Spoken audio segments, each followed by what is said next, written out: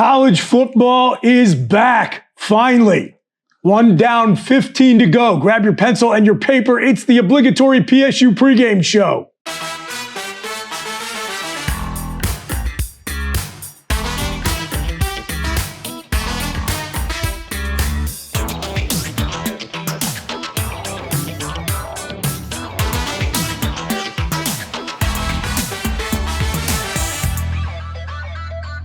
All right, okay, boys. Real Penn State football to talk about. Finally, since that Orange Bowl went final, we were looking forward to this, and we are here. Only 3 of us today. No Kevin Horne this week. Brandon Noble on his way back from Denmark. Fortunately, the Nordic Storm did not pull it out, but I'm happy to be here with the legendary campus icon, Mike The Mailman. Thanks for having me. I love being here. Always a pleasure to have you. Sitting in for Noble again, Landon Tengwall. Thanks for having me, Booch. Appreciate it. Yes, it was to finally watch Penn State football. I've been yearning for it, needing it, and, delivered. We're 1-0. Yes, I think actually a lot of good things, maybe some things that still need to be worked on this week against Florida International. We are here at Happy Valley Live, set to open later this fall. Follow them on Facebook. It's at Happy Valley Live. They'll have all the latest updates. This is going to be the spot, boys, to come watch a Penn State away game. Cannot wait for my first away game watch party here. Oh, yeah. You come down after the game, Friday night, when you're in town for a home game. Just the Penn Statiest place I can imagine to just get you in the school spirit. Listen, I'm going to be doing a lot of drinking here, even more eating, and then I don't know. We're gonna have a mechanical bull around here. I don't know if there's going to be a weight limit. I'm trying to get under 300 pounds. The anti-fragile beer doesn't help that, but damn it, it's good. So I'm going to keep drinking it. Listen, well, maybe we'll get you into some of these Bloody Hen, Bloody Marys. Maybe bring the calorie count down a little bit. Oh, yeah. All right, so Gold Hen, Bloody Mary. Sorry, of course, I get the name of the damn sponsor wrong. But anyway, moving on. We got FIU coming in here this weekend, not to be confused with FAU. And as we've talked about all offseason, Penn State essentially has a 3-game preseason to tune up for a bye, and then Oregon comes in here for what looks like is going to be a top 5 matchup. We'll talk about that a little bit. But the way I want to frame our discussion today, boys, is as we are a third of the way through that non-conference schedule, what did you not see versus the Nevada Wolfpack that you want to see by the end of 4 quarters against the FIU Panthers? Mike The Mailman. Well, at the beginning of the year, Penn State offensive line was supposed to have been ranked one of the top line in the country, but I didn't see that on Saturday. I think it needed to improve a lot more. I really do. Hit you where you live. Listen, I'll tell you what, I'm with you, Mike. I got a high standard for those guys. I was just in the room 2 years ago, and it was not what I expected of a line that's been together 2 to 3 years. I will say this, too. I felt like there was a couple times when we went up tempo and tried to go really fast. It felt like it was too much. Like we were trying to do too much. We saw the fumbled snap. I don't know. It looked like Doc left it high and right. Yep. Drew maybe could have caught it, but he fired it back there. I don't know if he thought Drew was in the pistol. I don't know if he thought he was in the shotgun. But things like that can happen when you are not fine-tuned. Now, I will say to add to that, that is part of the reason why it's nice to have these 3 easy out-of-conference games. If Texas came to town yesterday, the other day, like they did for Ohio State, I don't know how I feel. I think it's nice that we got these games to ease into. We can test some things out. We can smooth over some of these problems. But that's the nice part. We know now going into next week what we need to do. And once again, we got, call them a bunch of slappies coming to town from FIU. And we're going to be able to just bulldoze them and start to really fine-tune those little things. But that was one of my biggest problems was it looked like everything was moving a little too quick for the offensive line and the offense when we went up-tempo. Yes, for myself, maybe something I would like to not see this week is Andy Kotelnicki not feeling the need to live up to the brand, so to speak. Like, you don't have to throw open all 4 doors, the clown car, right out of the gate. And so maybe just dial it back and a little bit more of a regular playbook that you execute with greater precision than show me a bunch of goofy gadget plays that look like a Pop Warner team out there. But I want to go back to the offensive line because I think if there was one gripe we've been hearing consistently since the Nevada game went final, is that everyone heard so much, again, about this O-line. They're talking Joe Moore Award candidates in Big Ten Media Days. We're bringing back this pair of running backs, 2 seniors set to maybe surpass Evan Royster. Poor Landon, you didn't even get to move anybody up onto the 10th step at the SBS because Nick Singleton couldn't get 22 yards.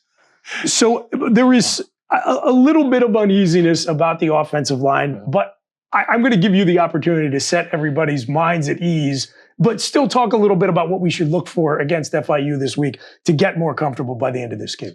Yeah, I mean, look, you got a couple different, I think, reasons as to why that maybe happened. I will say Anthony Donko starting at right guard. He didn't look like he was fully comfortable there, but you got to think he played right tackle all last year. We start him at guard, and not only that, but coming off of a season-ending knee injury, that's kind of hard to get back from. And like I said, I was with the creator of the Joe Moore Award at practice, and we watched them, and they looked great in practice. So he said, hey, that's an offensive line that is a very good shot to win this thing. But you come out and you look all week, and you look, and Nevada's defensive line are all under 300 pounds, and you say, hey, we're going to run it down their throat, and it doesn't happen. You start to kind of question that a little bit. It was just little things. It was misunderstandings of who we were blocking to. James Franklin said, hey, we're leaving 3 techniques unblocked in the B gap. Well, you can't do that. And so, you started to feel, especially on those like first downs, there was just drive stallers.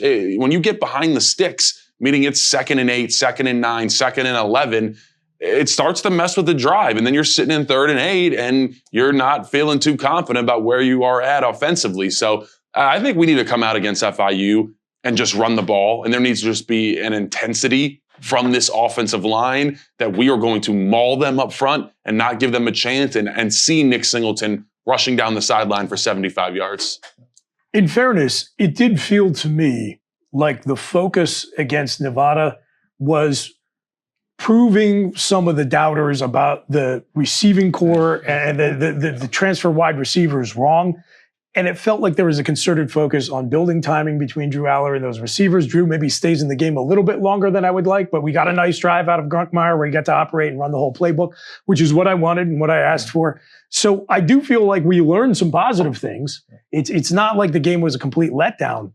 But yeah, I think that's fair. And to carry forward the conversation, Mike, I like that you brought up the offensive line. I think the key to the team, for myself, what do I want to see against FIU that I maybe did not see too much against the Wolfpack? I'm going to go to the other side of the line of scrimmage, which is where football games are won and lost.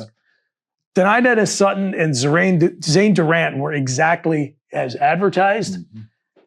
You saw flashes from that cadre of young defensive linemen, both at tackle and end, but they didn't finish. Looked exactly, I think, what you would expect, like young, raw, talented players to look like in their first game in playing college football in front of a Beaver Stadium crowd. But I would like to see, Chaz Coleman finish plays, for example. I would like to see all of those defensive linemen look a little bit more comfortable, a little bit less wide-eyed than they did in game 1. Fair? Yeah, I think that's a very fair assessment. I think you're right. And look, you got guys that got on campus, 4 months ago, and they're 18 years old. And that's the reality of this season. I keep going back to it of why I'm favorable of these first 3 easy out-of-conference games, because a big chunk of our depth is just so young. I mean, look at last year. There were so many different places around that team where even the depth was veteran. And it's really changed. We have a great starting defense, starting offensive line, but you start to look deeper and it's like, hey, that's a true freshman there, or that's a second-year guy who didn't play at all last year. So those guys need reps, and that's the great part about these games. Those guys are getting a quarter and a half, 2 quarters of snaps. So I think a lot of that with Chaz Coleman, with Ivan Kemiju, number 99, true freshman, starting playing a lot of defensive end. Jalen Harvey started across from Dennis Sutton because Zariah Fisher is still banged up. Those guys just need to play the game. They just have to get out there. James Franklin said at his press conference, I was walking off the field with Chaz Coleman at the end, and he said, Coach, I'm sure glad I got that one over. I was pretty nervous. Now I can just play football. And so I think, just speaking as a player, I've said this before, I blacked out on my first play, and I was almost going to throw up before my first game because I had to go out there and play. You get that out of the way, and you're going to start to feel more and more comfortable. So I think we're going to see these guys settle in as FIU comes this week, Villanova after that. I think we're going to see them start to look more comfortable as these weeks go on. Yeah. What an absolute crazy athlete, though, for such a young kid. The bend he showed on pass rush. Plus, he was in on Penn State's punt block team. And it kind of reminded me a little bit of, remember LeVar Arrington's freshman year when they started breaking him in on kickoff coverage? And he was just like a heat-seeking missile. Well, Coleman came around and didn't get the punt block. But the vertical he got in trying to get up and block that kick, I thought this guy is he's going to make some plays this year on sheer athleticism. Just a couple of things I would like to see also this week against FIU before we get out of this segment. Gabe Wusu just announced this week as Penn State's starting punter. I would like to see him kick the ball into the end zone a little bit more consistently. Like, that was a big weapon for Penn State, that they didn't have to worry about covering kicks, whereas James Franklin said in his presser, maybe they were not as consistent as you would like. Just kick the ball out of the back of the end zone every single time. I thought the starting linebackers looked great. Amari Campbell absolutely lights out in his first game as a Nittany Lion. Tony Rojas, everything that we were promised for a healthy offseason from him. I'd like to see the young linebackers continue to work in and get more snaps. So let's take a little break here from Happy Valley Live. And when we come back, we're just talk a little bit on the state of college football before we move on to previewing the FIU Panthers. So stay with us. We'll be right back. I don't care. That's the wrong attitude. That's the wrong attitude. You got to care. You need to care. I really don't care. I don't. I mean, I feel like I don't care. I know you don't care. I don't care at all. He's rubbing off on you. That's terrible. Hopefully, well, I think maybe Chris and I need to switch seats. I've been sitting by Kevin for a couple of years now. I think That's the negativity, it's and the finally nihilism is taking hold. I'm not negative. I just don't care. Oh, okay. Okay. There's a difference. Maybe this will help you not. What care. is this now? What is Just pass them down. How do you think it? Don't ask. How do you get let? Just pass. There's a lot of them.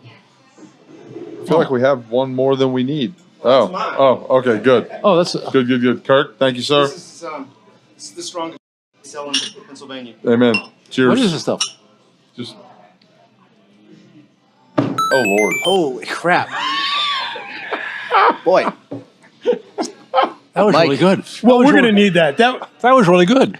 You didn't like that? I think that was really good.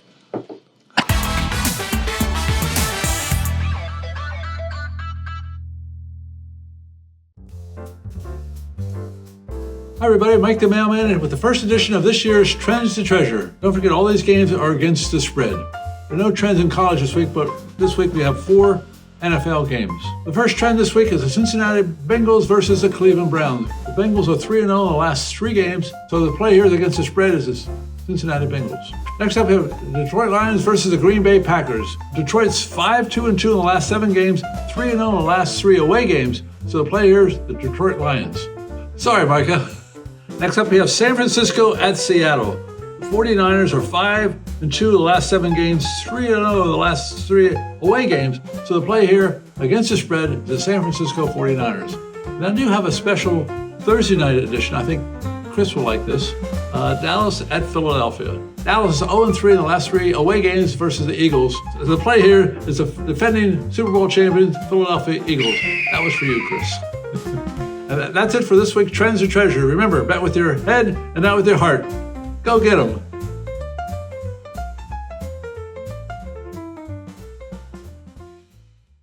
Obligatory is brought to you by Gold Hen Bloody Mary Mix. Sweet, with a little bit of heat.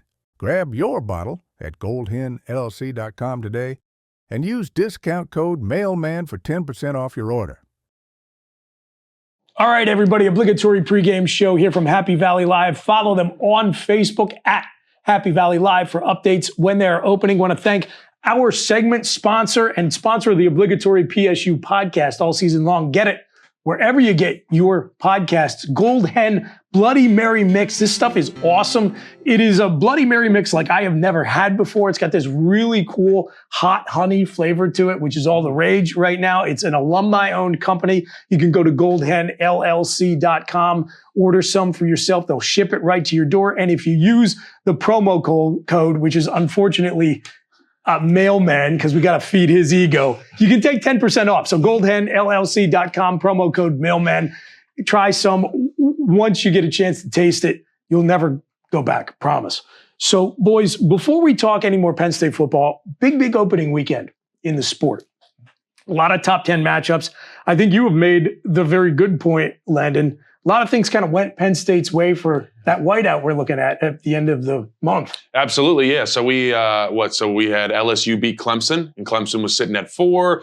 Notre Dame was sitting at 6, and then obviously Texas also at number 1. It's a real shame, by the way, but having a Notre Dame. I totally was not just sitting there just rooting wholeheartedly against them. And by the way, And Alabama lost also. Alabama did lose. Yeah, they were sitting, at 8 or 9? Yeah. And yeah, I was sitting there, I was getting slight flashbacks of Hard Rock Stadium, 24-24, Greg McElroy as the announcer. It didn't feel very good, but I appreciated the outcome there by Miami just dominating Notre Dame. But yeah, you made the point. It depends what the AP poll voters decide to do, but there's a very real possibility that we are looking at Oregon could be number 5 coming into that Week 5 matchup here, which will be the whiteout. We could be 2 versus 5. We've never had a top 5 whiteout matchup ever in the history of the whiteout.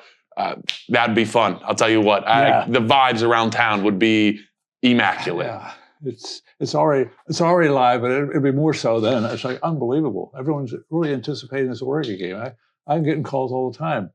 Do you have room in your B&B? So we retired from B&B, but I'll try to help you get a room somewhere. Mike, you could charge premium rates. That's all right. We're going to work on him. If he changes his mind between now and next week, we'll advertise it right here on these pretend airwaves. Well, what I thought about the 4 teams you just mentioned that lost, I mean, that gives, even though Penn State's going to go undefeated, that gives them the opportunity to maybe lose a game or 2 and not go down so far, because the other teams should be down because, what was it? Alabama lost a team that won 3 games last year? Florida State, yeah. I mean, you gotta consider all this stuff. I don't know. I think it was a good weekend for Penn State.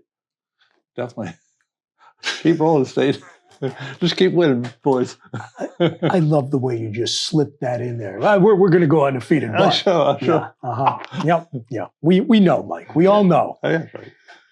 What I wanted to talk about just kind of a little bit more broadly was I got a lot of feedback both from the people who were in my home being forced to watch Clemson LSU by me, basically, as well as just fans I saw online commenting after these games. I think folks generally were a little underwhelmed by the entertainment factor. We talked in the first segment about Penn State's offensive line, which we all know is good. I mean, I'm not worried about those guys long term, but they underperformed expectations in game 1. I thought along the line of scrimmage in a lot of these big games, you were just seeing guys who looked a little sluggish, looked a little out of sync. And I think a lot about what our buddy Goon says about the NFL. With the reduction in the NFL preseason, training camps not being as rigorous as what they once were, the first few weeks of the regular season in that league are preseason. And one of the places where it comes out the most is at the line of scrimmage. You just got to get out there, you got to get hit, you got to get your timing down. With college football going that direction, and certainly already at this point, the amount of training camp time you could have drastically reduced from where it was.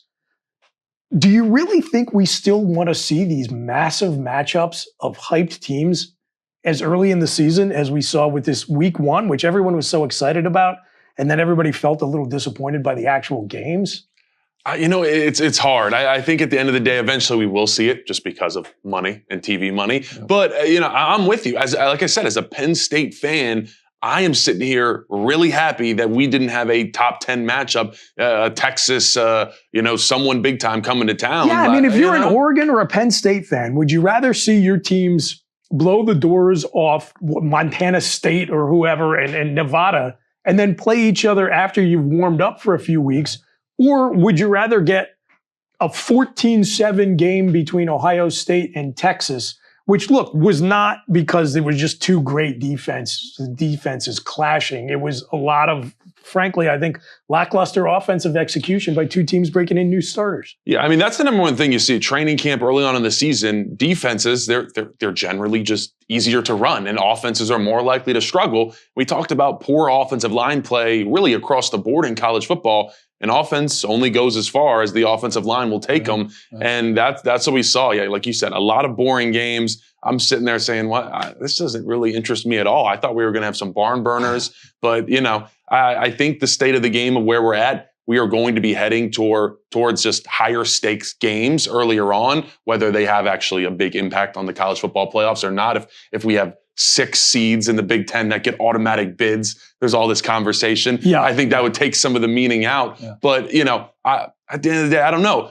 Then you talk about week 1. What if we had LSU coming to town? I mean, what would that do for the town, the environment, the vibes of the season? I mean, Ohio State, you got to look at it from the other side. Ohio State's feeling pretty damn good right now. Like they proved something too. That's fair. That's fair. To me, I would much rather get LSU Clemson 5-6 weeks into the season than week 1 if we're going to get a game like we saw. You think back, Mike, to the start of the 2022 season, a game that doesn't get talked about a lot, but was really kind of pivotal in terms of where the program is right now. That road trip to Purdue. Oh, yeah. I think I would almost rather like to see that pit some of your higher rated conference teams against the lower tier of your conference early on, because that's a game that, you know, you ought to be able to get some television ratings on, get a little juice into it, and then let them warm up, play a couple of non-conference games.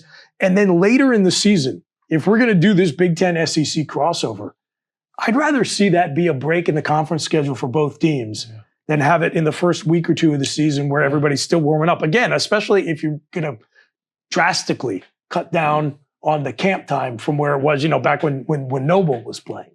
How much have they cut down? I didn't know they cut down that much. Well, so 2-a-days are illegal now. So there's that. So I mean, right there, you take away half of the practices, or taking away half of the hitting on the O-line and D-line, because, you know, everybody's got to be safe now, and you got bums retiring from concussions and stuff, and, you know, so that's why it happened. But, but no, I'm always big on player safety, but I agree with you, Booch. We have really limited how much hitting there is overall.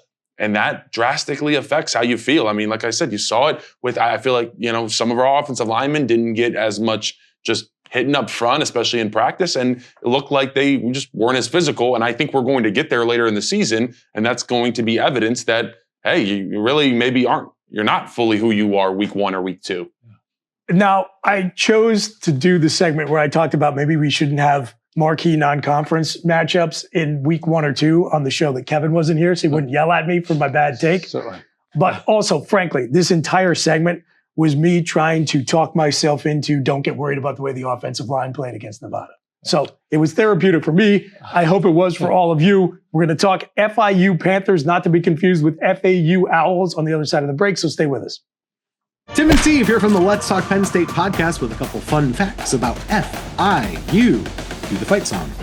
Florida International has actually many alumni. Mike Lowell, third baseman, Andy Garcia from The Godfather Part 3, and others. Not exactly Italian, but Cuban. You know, they just sub people in. Francis Suarez, the current mayor of Miami. And did you know Marco Rubio is on the faculty? It's Rubio at FIU. Did you know, hey, the oldest building on the FIU campus is not that old. It's an airport control tower. The school was built on the site of the former Miami Executive Airport, and now they have over 50,000 students. How about some buttons from FIU? Last time we played them, 2007, it was no gold here. My favorite Panther-related button was in 1983. Wrong answer, Panther. But there's some good ones that are right there. FIU or Florida International. What Citizens Bank has gone with this time is our cat is bigger than yours. It's always good to be bigger. We might have West Shore home field, but they have Pit Bull Stadium. That's right, $12 million naming rights deal included the name of the rapper and him recording the FIU anthem. Well, what they also have is a really good fight song. It's really good. And I think the slides, it's a lot of fun. I'm going to give it 2 thumbs up. High energy, we like it, and we like playing FIU. Go State, beat Panthers. Random Number Generator is brought to you by the good folks at Antifragile Brewing Company. Antifragile is the official beer supplier fueling the obligatory pregame show. Antifragile brews incredible beer we all enjoy and recommend. And check out their Moody Culture Kombucha and fill up on Uncle John's Jawn's cheesesteaks. Check them out when you're in Happy Valley at 324 East Calder Way or anytime at antifragilebrew.com. Oh boy, I cannot wait to do the Random Number Generator segment for FAU this week, Mike. Oh, yeah. I No, I'm just kidding. It's FIU. And it doesn't really matter. We're here at Happy Valley Live. Follow them on Facebook at Happy Valley Live. Want to thank the good folks at Antifragile Brewing Company, sponsor of Random Number Generator all season long. Amazing beer, even better cheesesteaks. We hype up the cheesesteaks. When you're in town for one of these games or multiple, we hope, you stop by and visit Antifragile at Calder Way and try yourself an Uncle Jawn's cheesesteak and have a couple of beers. It's a great spot. Might I add, if you're on your way out of town and it's early, they do breakfast cheesesteaks with thick cut bacon and eggs. Amazing. It might even be better than the original cheesesteak. I don't know. You got to check them out, Antifragile. So as I said, Noble's on his way back from Denmark, so we gave him the week off. But I did corral Horne into sending us his random number generator pick. So let's let him lead off, shall we? Good. All right, I am outside the beautiful Allegheny County Courthouse here in Pittsburgh, Pennsylvania. I got to make this quick because people I work with cannot know about this secret television life of mine. Anyway, we're here because of the most obligatory thing ever, which is that our producer got too drunk at the beach and missed our shoot time by like 5 hours. And so now I had to come back for a jury trial and you get the show without me, which I'm sure many of you are excited about. Don't have too much to add to what I'm sure my fine co-hosts have already said. It's a great win against Nevada. It felt a little unfulfilling given the 3 stallouts, but when you don't punt once in a single game, it's really hard to find much to complain about. I'm sure the offensive line would agree that they need to play a little bit better. Nick Singleton's got to get it going, but a lot of optimism about the wide receivers, and how can you complain when your starters give up 3 points and you score on every drive. So FIU this week, FIU I think is a little bit better than Nevada. Their quarterback Keon Jenkins, I've actually watched play a decent amount, and he's one of the best recruits in their history. 3-star quarterback. Was in the portal over the summer, decided to come back, and going to be a 3-year starter for him. Now, he's not good, right? But he's actually serviceable, and he can actually make some drives happen.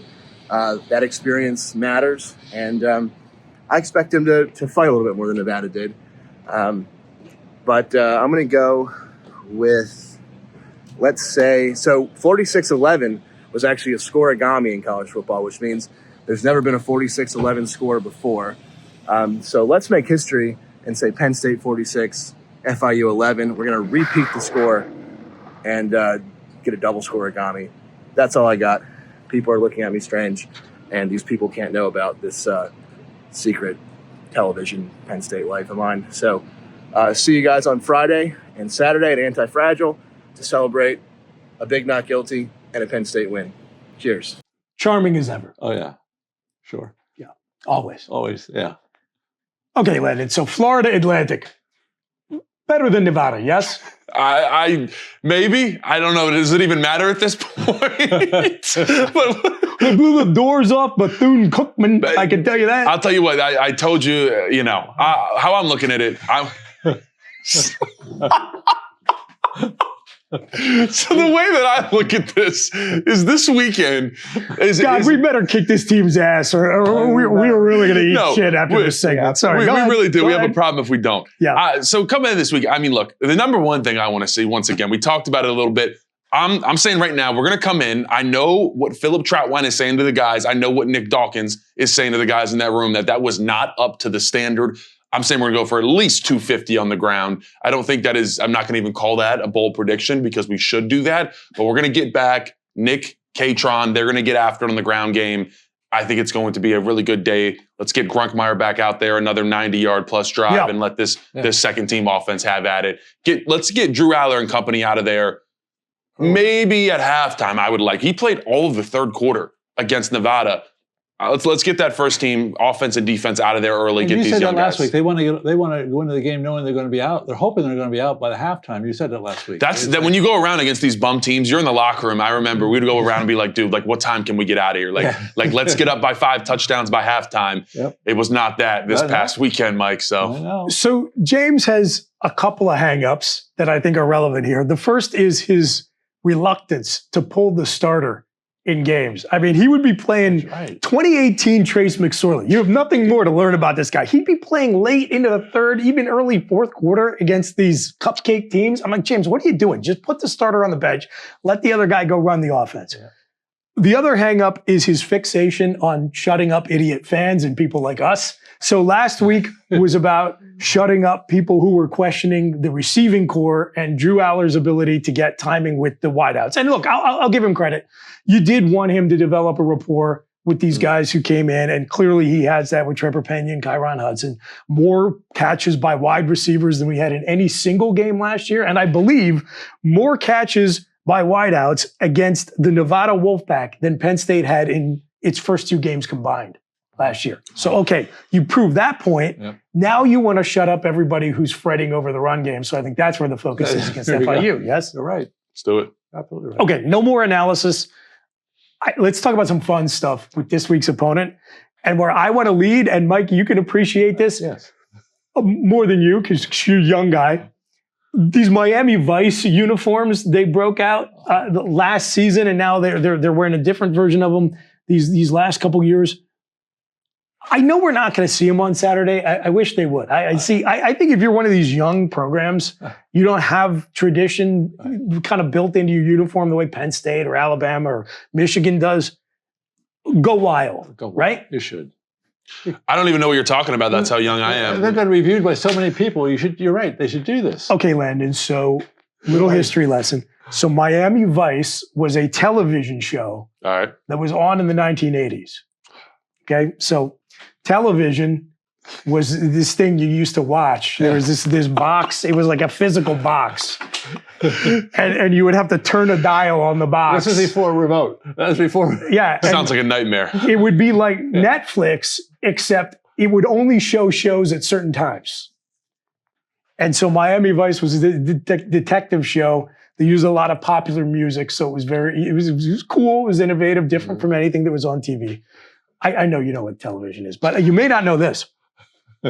When Penn State played Miami in the Fiesta Bowl for the 1986 season national championship, it was a big deal to put a college football game on in primetime on a Friday night.